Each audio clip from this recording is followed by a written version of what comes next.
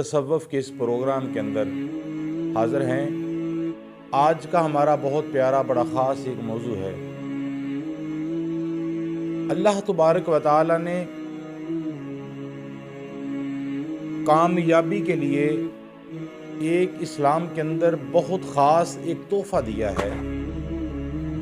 اس تحفے کا نام قرآن مجید ہے۔ اس بات کو حضرت امام شافعی علیہ رحمہ آپ بیان فرماتے ہیں۔ آپ فرماتے ہیں کہ ایک میرے ساتھ ایک لڑکا رہا کرتا تھا، بڑا متقی، بڑا پرہیزگار تھا۔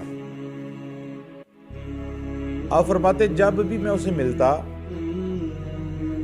تو وہ بڑی مختصر بات کرتا، ہر وقت اللہ تبارک و تعالیٰ کا ذکر کرتا یا قرآن کی تلاوت کرتا۔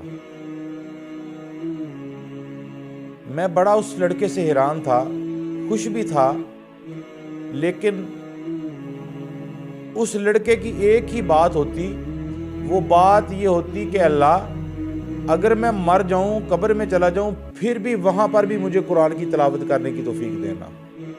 میں قبر میں جا کر بھی قرآن کی تلاوت کرنا چاہتا ہوں۔ ہر وقت ان کی یہی تمنا، یہی جستجو، یہی آرزو ہوا کرتی۔ امام شافعی علیہ رحمہ فرماتے ہیں کہ ایک دن میں خانہ کعبہ کے طواف کے لیے مکہ شریف میں پہنچا۔ جب میں مکہ شریف میں پہنچا، میں نے وہاں پر طواف کعبہ کے دوران بھی اسے دیکھا۔ تو جب طواف ہم کر رہے تھے تو میں نے لڑکے سے بات کی۔ میں نے کہا، اس نے میری بات کرتے ہی مجھے ٹوک دیا۔ مجھے کہنے لگا کہ حضرت اگر آپ برا محسوس نہ کریں تو ہم قرآن کی تلاوت نہ کر لیں یہاں پر۔ تو آپ فرماتے ہیں کہ میں طواف میں مصروف رہا، وہ قرآن مجید کی تلاوت کرنے لگا۔ بس اتنے میں نماز کا وقت ہو گیا۔ تو میں نماز جس جگہ پہ پڑھنے لگا تو میرے قریب ہی وہ بھی تھا۔ میں بڑا حیران ہوا، وہ نماز بھی پڑھ رہا ہے۔ نماز پڑھتے پڑھتے جب سلام پھیرا، میں اس کے انتظار میں تھا کہ میں اس کے ساتھ کوئی بات کروں۔ لڑکے نے نماز مکمل کی تو نماز مکمل کر کے مجھ سے بات کرنے لگا، کہنے لگا جی ابھی میں فوت ہو جاؤں گا تو یہ پیسے لے لیں، میرے ان پیسوں کے ساتھ میرا غسل کفن کا جو انتظام ہے وہ کر دینا۔ میں نے پیسے پکڑ لیے۔ تو میں جیسے اس کے قریب پہنچا، اگلے چکر میں جب میں آیا تو آف کرتے کرتے اگلے چکر میں جیسے اس کے قریب پہنچا تو وہ اللہ اللہ کا ذکر کر رہا تھا، تو میں بھی عبادت کرنے لگا۔ جیسے ہی میری توجہ دوبارہ ہٹی اور اس پر دوبارہ پھر پڑی تو دیکھا تو وہ زمین پہ گرا ہوا تھا۔ میں اس کے قریب گیا، دیکھا کہ وہ اللہ کی بارگاہ میں اللہ کی سپرد ہو چکا تھا، فوت ہو چکا تھا۔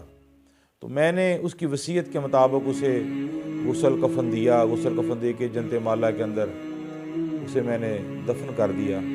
کچھ وقت گزرا تو قدرتی پھر میں ایک جنازے کے ساتھ اس قبرستان کے اندر گیا۔ جب میں قبرستان کے اندر پہنچا تو دیکھا کہ اس کی قریب یعنی کہ ساتھ والی قبر کو بنایا جا رہا تھا، اس کے قریب ہی ایک قبر اور تیار کی جا رہی تھی۔ اس میں جس جنازے میں گیا تو اس کو دفن کرنے لگے۔ جب قبر بنا رہے تھے میرے دل کے اندر خیال آیا کہ وہ مجھے کہا کرتا تھا، اور میں اکثر اس کی دعا یہ سنا کرتا تھا کہ اللہ قبر میں بھی مجھے قرآن پڑھنے کی توفیق دینا۔ تو میرے ذہن کے اندر ایک اور بات ہے کہ سمجھانے کے لیے میں آپ سے عرض کروں گا۔ حضرت علی کرم اللہ وجہ الکریم شیر خدا سلام اللہ علیہ، حضرت علی کرم اللہ وجہ الکریم علیہ السلام، آپ ایک دن حضرت علی سرکار کی بارگاہ میں عرض کرتے ہیں کہ یا رسول اللہ، کیا قبر میں جا کر بھی نماز پڑھنے کی طاقت ملے گی؟ کیا ہم قبر میں جا کر بھی نماز پڑھ سکیں گے؟ تو میرے پیارے آقا علیہ الصلوۃ والسلام نے فرمایا، علی نماز جو ہے وہ دنیا میں یہیں پہ رہ کے پڑھی جائے گی، اور نماز کا اجر قبر میں ملے گا، نماز نہیں ملے گی۔ آپ فرماتے ہیں یا رسول اللہ، علی کو سکون ہی نہیں ملتا جب تک یہ نماز نہیں پڑھ لیتا۔ آپ فرماتے ہیں کہ وہ بچہ اکثر یہ دعا کرتا تھا کہ یا اللہ قبر کے اندر قرآن پڑھنے کی طاقت دینا۔ بس یار میرے ذہن کے اندر یہ بات چل ہی رہی تھی تو میں نے دیکھا کہ اس کی قبر کی دیوار جو تھی نا وہ گر گئی، لوگوں نے مجھ سے پوچھا کہ حضرت یہ مسئلہ بتائیں، یہ کیا کریں اب ہم؟ تو آپ فرماتے جیسے ہی میں نے نیچے ہو کے دیکھا نا قبر کے اندر، جیسے ہی میں نے جھانک کے دیکھا تو وہ قبر میں بیٹھا بھی قرآن پڑھ رہا تھا۔ میں بڑا حیران ہوا۔ اب وہ لڑکا مجھ سے بات کرنے لگا، کہتا ہے کہ حضرت اس کے بارے میں کسی کو نہ بتانا، آپ دعا کیا کرتے تھے نا کہ یا اللہ یہ لڑکا جب بھی عبادت کرتا ہے یہ دعا کرتا ہے کہ یا اللہ مجھے قبر میں قرآن پڑھنے کی طاقت دینا اور مجھے دکھانا یہ دیوار آپ کے لیے گری ہے، یہ دیکھ لیا نا آپ نے، اب دیوار بند کر دو، کسی کو نہ بتانا۔ تو حضرات گرامی، بات کرنے کا ہمارا مقصد یہ ہے کہ اللہ کے دین کے ساتھ محبت کرو، قرآن کے ساتھ محبت کرو۔ افسوس کی بات ہے کہ آج کے دور کے اندر قرآن مجید یا عدالتوں میں استعمال کیا جاتا ہے، قرآن مجید کو یا بچی کے سر کے اوپر سے گزار کے گاڑی کے اندر رکھ دیا جاتا ہے، یا قرآن مجید گھروں کے اندر الماریوں کی زینت بنا ہوا ہے، پڑھنے کی طاقت نہیں ہے، پھر کہتے ہیں ہمارے گھر میں پریشانی آ گئی ہیں، ملکی حالات ٹھیک نہیں ہیں، فلاں فلاں معاملہ ہے۔ ارے قرآن سے محبت کرو، قرآن سے پیار کرو، قرآن کو پڑھو اور سمجھ کے پڑھو قرآن تمہیں کیا کہہ رہا ہے، تو انشاءاللہ سارے معاملہ جو ہیں اللہ تعالیٰ اس پر کرم نوازی فرمائے گا اور سارے معاملہ درست ہو جائیں گے۔ اللہ تعالیٰ ہم سب کو عمل کرنے کی توفیق